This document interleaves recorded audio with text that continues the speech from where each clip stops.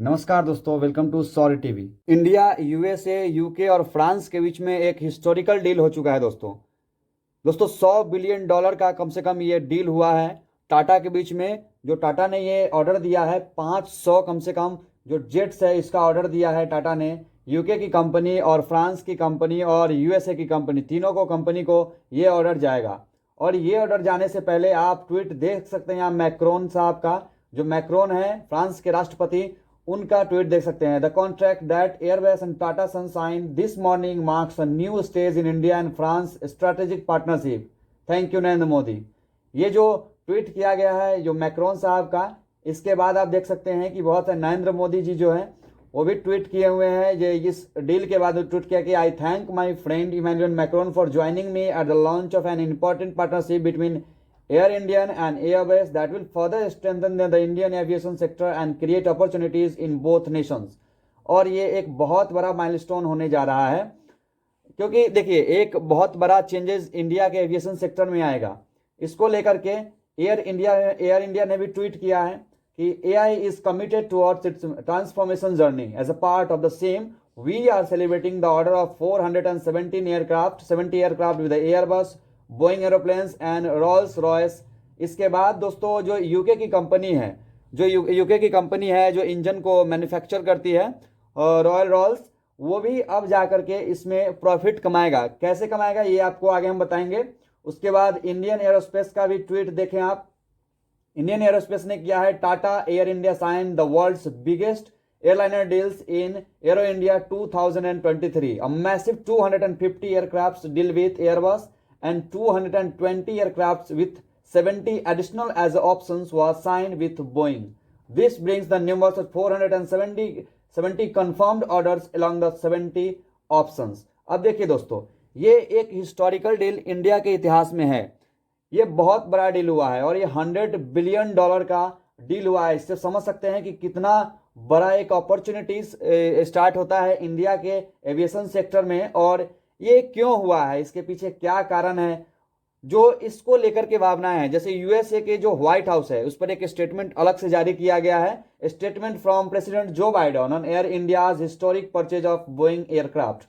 इस पे भी एक इस तरह से आप कह सकते हैं कि यूएसए ने इसको एक बहुत बड़ा अपना जो जीत है वो पॉलिटिकली एक स्ट्रांगली जो जीत है वो इंडिया में बताया है।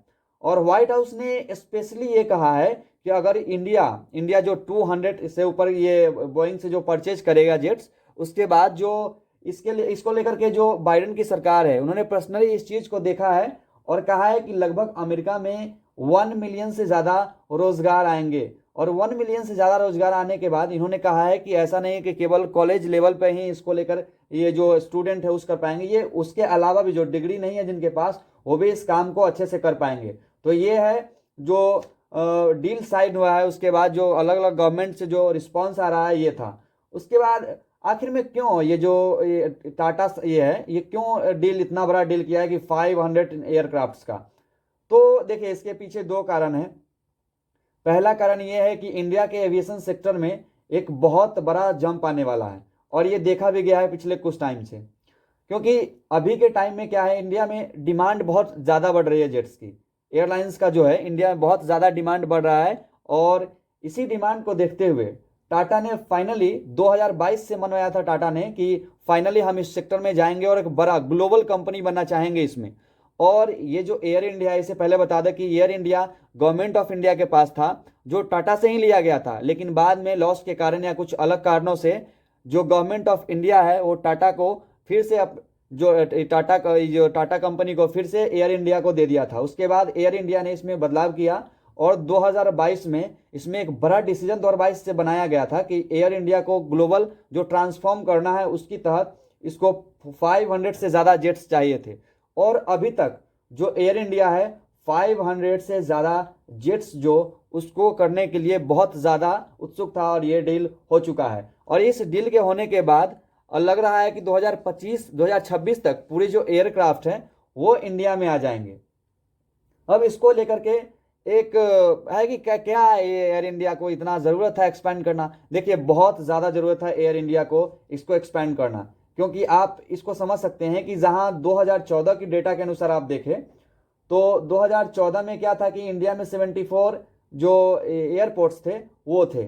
लेकिन अभी के टाइम में क्या है, अभी के टाइम में जो ये नंबर है लगातार बढ़ता जा रहा है, क्योंकि जो डिमांड है लोकल लेवल पे ये काफ़ी ज़्यादा बढ़ता जा रहा है। इसी के कारण टाटा ने फाइनली एक डिसीजन लिया है कि इसको और ज़्यादा बढ़ाना है।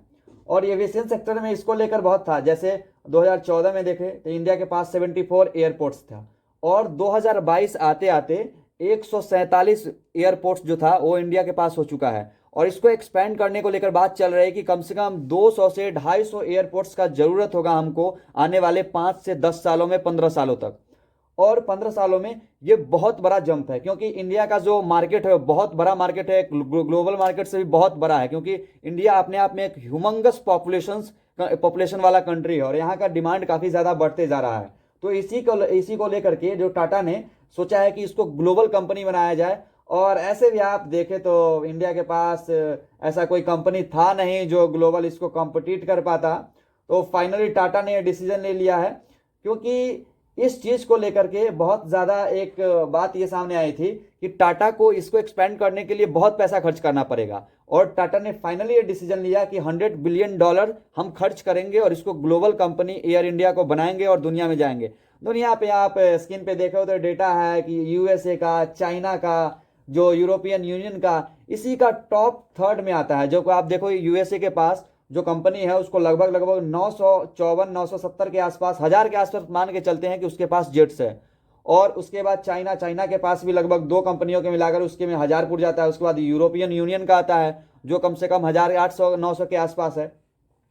तो एक बड़ा डिसीजन लेना था और बड़ा नंबर हमको चाहिए था ग्लोबल एविएशन बनने के लिए, क्योंकि इंडिया का डिमांड बढ़ रहा है। उसके बाद ग्लोबल में अगर जाना है, अगर टक्कर देने हैं कंपनी को, तो हमारे पास उतना नंबर होना चाहिए। और इसी के लेकर के टाटा ने एक बड़ा डिसीजन लिया। उसके बाद अगर देखिए इसका इम्पैक्ट क्या होगा, इम्पैक्ट इंडिया पे बहुत ज़्यादा तो होगा, लेकिन सबसे ज़्यादा इम्पैक्ट अगर कोई है शॉर्ट टर्म में तो वो मिला है यूएसए को। यूएसए को बहुत ज़्यादा रोजगार मिलेगा और बहुत ज़्यादा लोग वहाँ रोजगार में जाएंगे। उसके बाद जो फ्रांस की कंपनी है वो तो बहुत ज़्यादा कमाने वाली है, क्योंकि फ्रांस की कंपनी जो है, जो एयरबस है, उसमें फ्रांस का सबसे ज़्यादा स्टेक है। इसलिए फ्रांस बहुत ज़्यादा खुश है इस चीज़ को लेकर और जस्टर भी दिखाया है इंडिया की तरफ। तो यूरोपियन यूनियन का कंपनी है एयरबस, और बोइंग यूएसए का कंपनी है, और रॉल्स रॉयस जो है वो यूके का कंपनी है जो इंजन को बनाएगा। उसके बाद अलग अलग कुछ पार्ट्स हैं उसको भी बनाएगा। तो ब्रिटेन भी बहुत ज़्यादा खुश है कि जो ब्रिटेन में जो रोजगार है वो काफ़ी ज़्यादा बढ़ेगा। तो अगले 15 से 20 सालों में जो इंडिया का डिमांड है उसमें 2000 से 2200 तक एयरक्राफ्ट होने चाहिए। जो अभी जो 15 साल से 20 सालों में 2000 से ज़्यादा एयरक्राफ्ट हमारे पास होने चाहिए। एयरपोर्ट्स की संख्या 2 से 250 होनी चाहिए और एयरक्राफ्ट हमारे पास 2000 के आसपास होने चाहिए 15 से 20 सालों में। ये डेटा है, ये कहा गया है, जो हमारे जो सिंधिया जी हैं, मिनिस्टर साहब है एविएशन सेक्टर के, वो बोले हैं।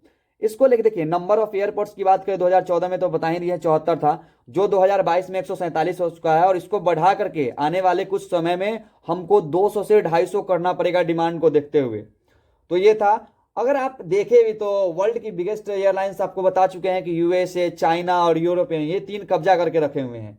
उसके बाद अब देखना ये है कि यूएसए की जो कंपनी है ये कब तक इस ऑर्डर को पूरा करती है। लगभग हमको लगता है कि 2 से 2.5 साल में इसको पूरा कर देना चाहिए।